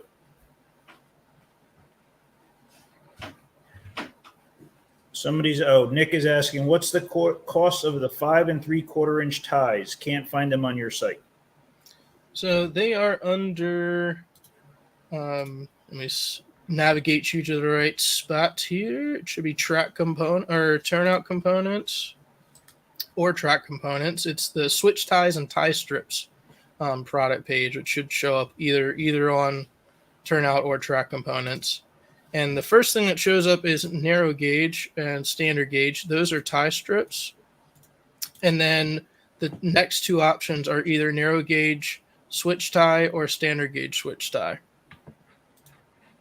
And whenever you select that as in the drop-down menu, the picture for the product it'll change to the tie strip or the switch tie, depending on what you have chosen. So it gives you a better idea of what you're picking. What did you say that was again? I was going to try and get to that. You said go to products, track components. Yeah, track components, and then switch ties and tie strips. Okay. Oh, do you have it up in front of you, Mike? I do. I can share that back up there again if you like. Sure. So this is the products page, right. And yeah. you can either go to turnout or track components. I have it listed for both. I think that confused because I got confused. I went to this page and I saw $1.40 and I didn't see any other things, so I was like, "There's nothing else." Yeah, they're nested under the Yep. same one. Maybe I'll change that so it's a little bit more obvious. Maybe I'll keep the switch ties and then the tie strips separate. But currently they're all in this same page here. So the drop down, the first two are the tie strips, and then the switch ties, are called switch tie, either narrow or standard. So Well, hopefully that helped Nick. I put it in the. So did Andrew. Never mind. I didn't put anything in the chat. Or did you put it in there? Oh, you know what? I went to your screen instead of my screen. That's okay. The gauge you were using when you were laying the track, Mike, is that something you guys sell or?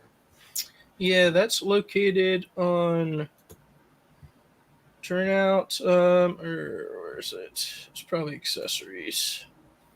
Accessories and precision 3-point track gauge.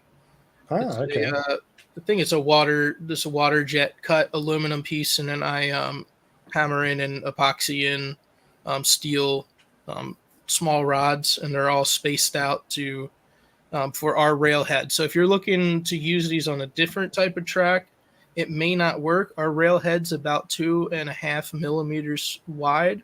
So if you're looking to put it on a wider piece of track, it may not work. But it works with all our rails. Oh, okay. Cool. I'll let the collection go for the giveaway a few more minutes here, because it looks like there's still some people putting the hashtag in there. I got something I want to talk about. Sure thing. So I know we get questions time to time about tools that we have in our toolbox. So this is one of the tools that I like to use. I'm going to pull it back here. There you go. So I have 2 of these screwdrivers. They are, I believe they're Snap-on. A good friend of mine got them for me. These things are great for dismantling USA Trains engines. Because of the length, and they're thin and they flex a little bit, you can get down between the trucks. You don't have to take the trucks off to take them apart. You don't have to force things apart, because these would fit right down, all the way down in those holes, and you could take them apart. They're about 6 inches long, maybe 8. But they are great tools to have. I have a number 1 and a number 2. So look these up if you get a set. If you do work on your own engines and you want to take, especially USA Trains, that's what I have these for. Is just to get those engines apart. Yeah. Standard screwdrivers don't work too well. Nope. And they definitely don't flex like those seem to. Yeah, well, these are nice because they're long, they're thin, and even like they're the same size as the head, so they're straight shaft all the way down. They don't taper out, and these both fit right into the holes in the USA Trains. I see Darren said $1.99 at Harbor Freight or $99.99 at Snap-on. Yeah. But like I said, I had a good friend of mine got these for me, so I didn't have to pay for them. But but that's one of the great tools that I use all the time when I'm doing work on people's engines, especially USA Trains. I see John was asking what you walked into. My daughter did some Halloween makeup for me. And here I thought she was just powdering you up so you wouldn't have a glow. No, she did some Halloween. I was going to say my wife caught me buying more trains. So That's what Joseph Lipinski speculated there. Yeah, I am very lucky. My wife does not care. So I was going to say, thinking about tools, as I give that another few minutes on the giveaway thing there. I have updated a section on the large scale trains website for some 3D print stuff that includes some tools. Let me see, where's that at? Yeah, I forgot to show you my 3D printed jigs. Ooh, go yes. ahead. Do it now. Here's one. This is Oh, let's take a 3D look at that. printed on. I have an i3, so the bed's about like 7 by 7. So Dang. I split it up in a couple, but this is a 4-foot, 6-foot narrow gauge. Made it for the ties, and they, slip right in and go to the right lengths.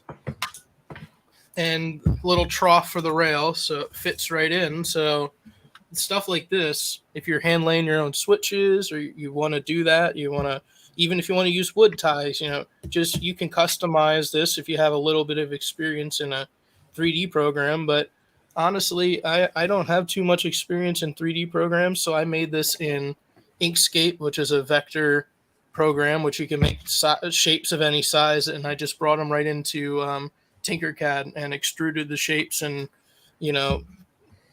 extruded and made holes, and just used those little shapes to kind of do all the little parts of this. And each part is separated and has a little spot for some screws to go into, and just have it screwed right onto a piece of the board. So I got the mirror image for a left sweet. hand or right. Nice.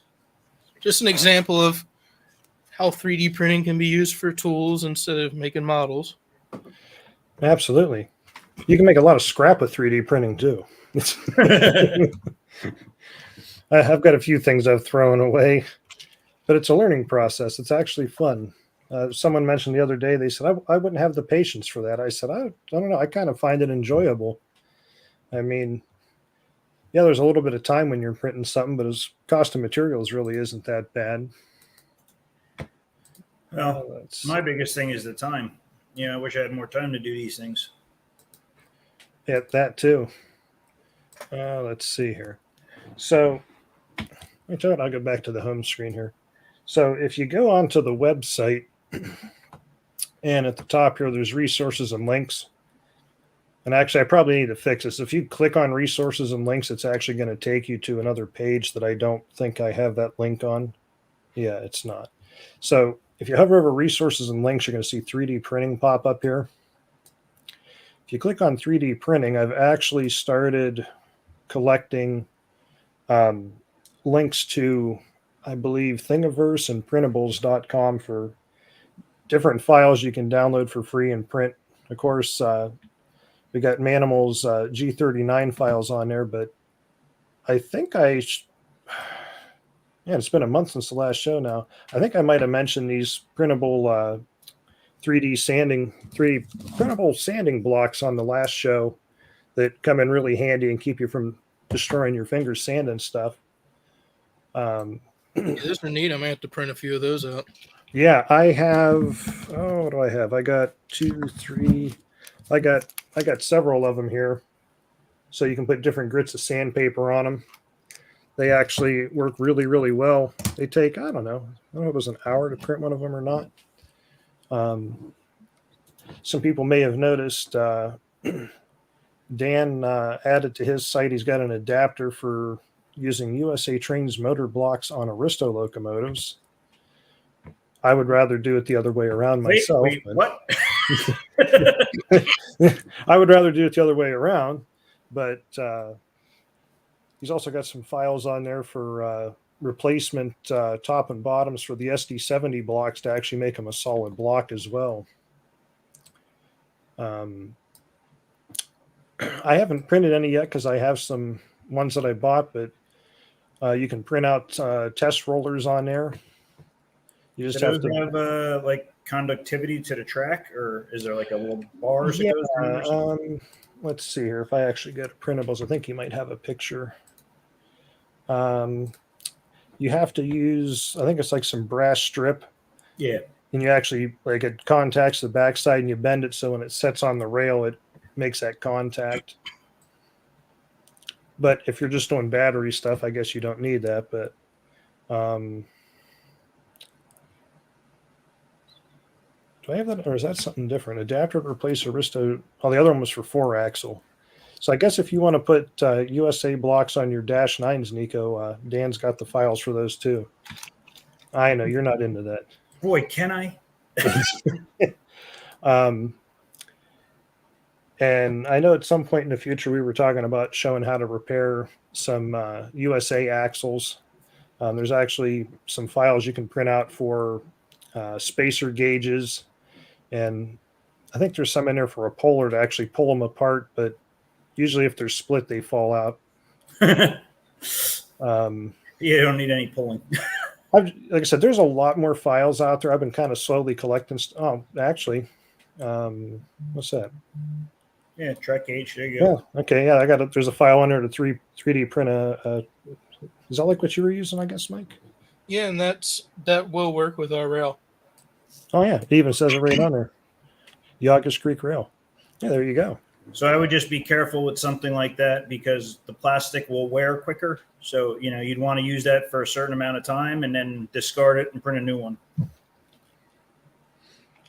Because after a while, your track will start being too close or too far apart. Yeah, and if you are using like a bent, you're doing a radius or something, bend that radius in so you're not having that spring back, because that will break off those little tabs too. Yep. Yeah. So yeah, I do have a few things collected on there, and like I said, it all takes time, and I'm trying to make sure I collect stuff that like all the files are there and they're completed. But there's a ton of stuff that you can print. Between cars, tools, replacement pieces. There's quite a bit out there. And I was going to show one other thing here, and then we'll do the giveaway. Let's see here. So if a lot of you out there have like the USA trains, all right, where'd it go? It was laying in front of me. So if you have the standard USA train cars you buy, they come with the plastic friction bearing side frames. I wanted to upgrade mine to be roller bearing, so I started playing around with trying to print some out. Where did my pictures go? I'm trying to put you in the limelight here. By doing that? Yeah. Well, there you go. I help you out there. Thank you. I need as much help as I can get. Well, that's what we're here for. We help each other out. Like when you didn't have any audio earlier. Yes. Then I had double audio, so we went for double audio. So I don't have a resin printer. I just have the FDM printer. Slacker. I know. I gotta get moving on that. So this first picture I'm going to share is going to look kind of scary. I guess it's fitting for the time of year. So yeah. So this is a file I actually had already found up on Thingiverse, and when I'm done playing with this, I'll upload it back on there as a remix. But it was actually supposed to be a sprung truck, and I added in the printed springs, and actually I don't think I have a picture of the backside, but if on the backside of the USA trucks, you actually have that pocket that the what's the word I'm looking for? The axles? The truck bolster, the sides drop down in. I added into the back so they just slide on there. But that was my first attempt printing it. And it's a little bit out of focus too, but it's kind of sketchy looking there a little bit. I did change some settings and print it again. And it came out a little bit better. But as you can see, because the ends of the trucks taper off, it kind of leaves steps there in the layer heights. I think I can still get a little bit better with FDM, but my one of my friends, I sent them the file, and they actually printed one off on their resin printer. And I have to say the results on the resin printer are pretty darn nice. Yeah, much better. He hadn't cleaned it up yet. It's got a few pieces that need cleaned up in that, but that came out really, really, really nice. So I gotta see. I gotta see what I want to do. Each one has their purpose. Yeah. I mean, and there's things that I have printed FDM that came out really well. I did the caboose truck side frames. Those came out really good, and I think mainly it was because the whole like top surface of that truck was flat, so there was no stepping in the layers coming up on it. But yeah, once I make sure that these are they're okay the way I made them, I'll upload it back to Thingiverse as a remix, and I'll add it to my page on the large scale site there. But yeah, I was trying to think. Oh, there it is. Yeah, because I was doing some testing, and I had one of them break already. Here, I'm moving in front of my head, so there's some background. I had one of them break already, so I had to. You got a nice white background there if you put it right in your head. That's like I put it in front of my forehead, so I got that background. So yeah, I had to make some adjustments to it to reinforce it a little bit. But I think everybody's been patiently waiting for the giveaway. They'd like to see what's going to happen there, I guess. Yeah, there was one more. Somebody was asking if anybody has the adapter. I know Colin sells those. It's a little block that you screw into your old frames. For some reason, I thought that Dan had files for those up on Thingiverse. I could be wrong. He might, if you have your own printer. Yeah. I mean, basically, you just got to make a little block that you could screw in there. Yeah, and you know what? No, that's not what it was. Trying to think which one of the websites it was. I don't know if it was Greg Almassian or one of the. I don't know. I saw it somewhere where someone was actually making their own. They weren't printing them though; they were just like actually making the blocks. Yeah, I mean, you could just cut some styrene or something and make a little piece of plastic and do it. I 3D printed the whole thing, but I'm not offering those for sale. And Kyle's still on the Nico got robbed. All right, let me share up this screen here so that we can do the drawing and see who's going to win here. Yeah, some of us have to go to bed and go to work. Oh, come on now. Mike's already at work. Right. The work never stops. All right, let's see here. Share that. He said he makes a replacement for the entire yoke. Are you yoking? Are you? Oh, wow, that's terrible. All right, so let's see who's going to be the lucky winner tonight. Got 37 people. I hope it's not Kyle for making fun of me. Is there a way we can kick Kyle out if he wins? Just kidding, Kyle. I wouldn't do that to you. All right. Looks like. All right. Do you know Jeff? I believe I do. Yes. All right. Well, I get another 6. Well, if you do know Jeff and he knows how to contact you, he can contact you directly, or if not, as always, you can go to our website and go to the contact us at the top and get a hold of Nico or I. So, Congratulations. yeah. We have a winner. I wanted to enter, but I figured people would be upset if I won. Yes. Rigged poll. Yeah, we don't need that. Kyle says I am so unlucky. I never win. Rex says it's fixed. Well, it has to be because Nico never won, right? Oh, and Jeff says I've got Mike's cell. Yeah.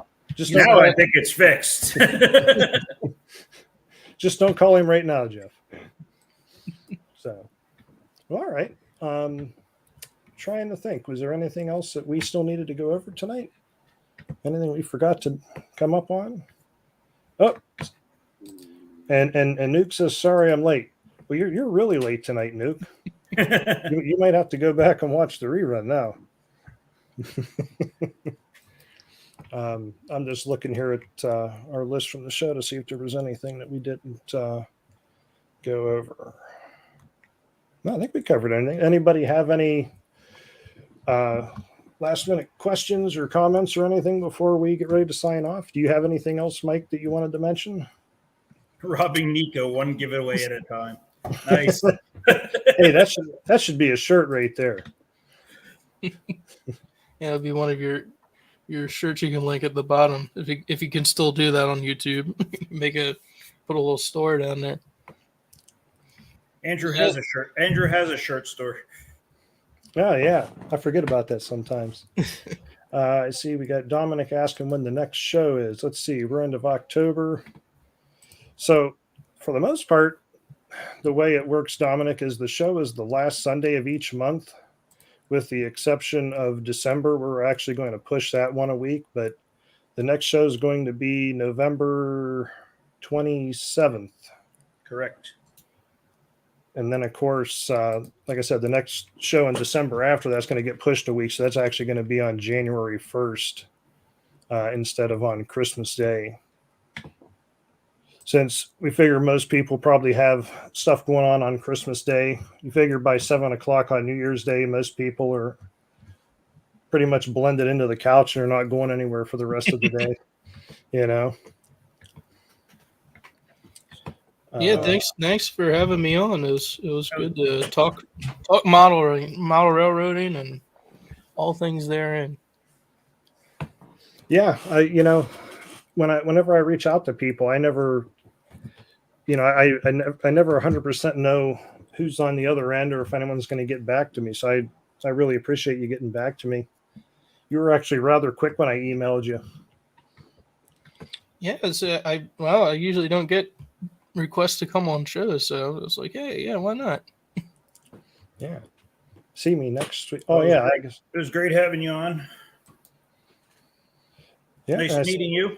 Face, now I can put a face to a name, and if I see you up at Cabin Fever at any other show, yeah, definitely stop by. It'd be nice to talk.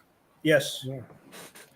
So, well, if nothing else, we'll call it a night. We'll see everybody back here the end of next month for another good show. So, thank you, Mike, for being with us, and we'll say good night to everybody. Yeah, good night. All right, good night, everyone. Thank you, everyone.